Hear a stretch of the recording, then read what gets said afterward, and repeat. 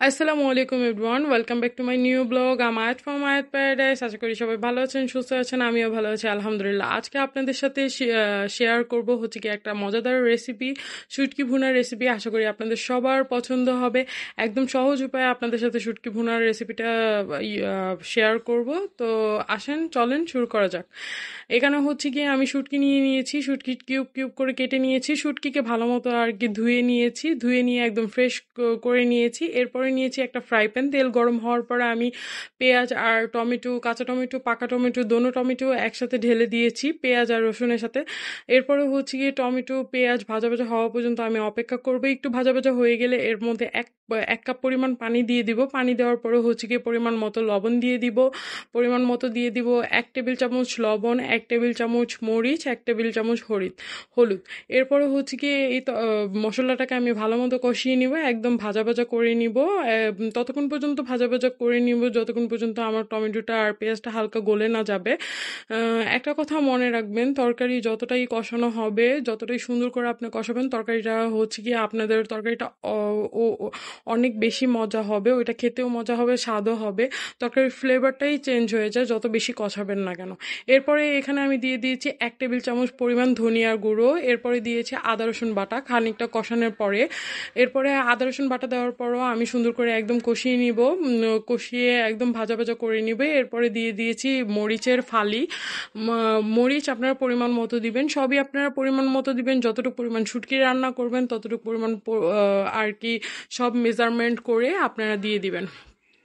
এরপরে হচ্ছে কি আমি ভালো মতো একদমই ভাজা ভাজা করে নিয়েছিলাম মশলাটাকে। এরপরে দিয়ে দিয়েছি আমার কিউব করা সেই শুটকিগুলোকে আমি সুন্দর করে ঢেলে দিয়েছি। এবার শুটকিগুলো দিয়ে আমি ভালো মতো কষিয়ে নিব, শুটকিটাকেও ভাজা ভাজা করে নিব। শুটকিটাকে অবশ্যই ভাজা ভাজা করে নিতে হবে, তাহলে শুটকির যে আর কি যেই আর কি রাশটা থাকে সেটা আস্তে আস্তে কমে যায়, শুটকির ফ্লেভারটা অনেক সুন্দর হয় আর শুটকিটাও খেতে মজা হয়। তো এরপরে আমি ভাজা ভাজা করার পরে কিছুক্ষণ 10 মিনিট পর আর কি আমি পানি দিয়ে দিয়েছিলাম, 2 কাপ পরিমাণ পানি দিয়ে দিয়েছিলাম। 2 কাপ পরিমাণ পানি দেওয়ার কারণ হচ্ছে কি এটা যাতে শুটকিটা সুন্দর করে মেল্ট হয়ে যায়, সাথে ঢাকনা দিয়ে দিয়েছিলাম। এরপরে 10 মিনিট পর পর আমি একদম শুটকিটাকে নেড়ে ঢাকনা উঠিয়ে বারবার নেড়ে দিচ্ছিলাম যাতে আর কি শুটকিটা আর কি লেগে না যায়। তো এখানে অবশ্যই চুলাটা একদম লো আর কি মিডিয়াম ফ্লেমে রাখতে হবে, রেখে আর কি শুটকিটাকে আস্তে আস্তে ধৈর্য ধরে রান্না করতে হবে যাতে শুটকিটা সুন্দর করে মেল্ট হয়ে যায় সুন্দর করে। এরপরে হচ্ছে কি আপনারা দেখতেই পাচ্ছেন আমি কিছুক্ষণ পর পর আর কি ঢাকনা উঠিয়ে নেড়েচেড়ে দিচ্ছিলাম আমার শুটকিটা যাতে সুন্দরভাবে আর কি মেল্ট হয়ে যায়। শুটকিটা যতটাই মেল্ট হয়ে যাবে আর কি, যতটা মেল্ট হবে শুটকিটা খেতে ততটাই মজা হবে। দেখতে পাচ্ছেন আমার হচ্ছে গিয়ে শুটকিটা রান্না করতে প্রায় 30 মিনিটসের মতো লেগেছে। আমি একদমই মিডিয়াম আঁচে শুটকিটাকে আস্তে আস্তে রান্না করে নিয়েছিলাম। এর সাথে সাথে দেখতেছেন আমার শুটকির পানিটাও একদম কমে আসছে আর শুটকিটাও খুবই সুন্দর করে একদম মেল্ট হয়ে যাচ্ছিল।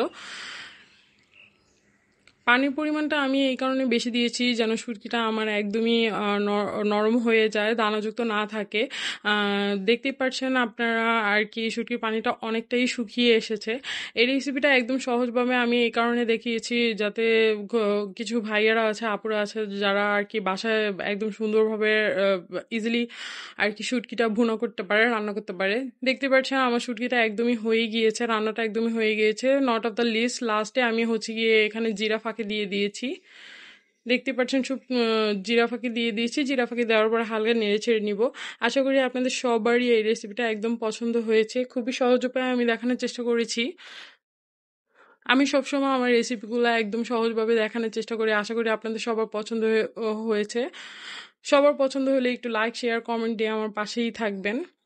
আমাদের দেশে বেশিরভাগ মানুষরা এই শুটকি অনেক পছন্দ করে, বেশিরভাগই মানুষরা আমাদের বাসায় শুটকি অনেক পছন্দ করে, তাই শুটকি রান্না কিছুদিন পরপরই শুটকি রান্না করি। তো ভাবলাম আজকে আপনাদের সাথে শুটকির রেসিপিটা শেয়ার করি।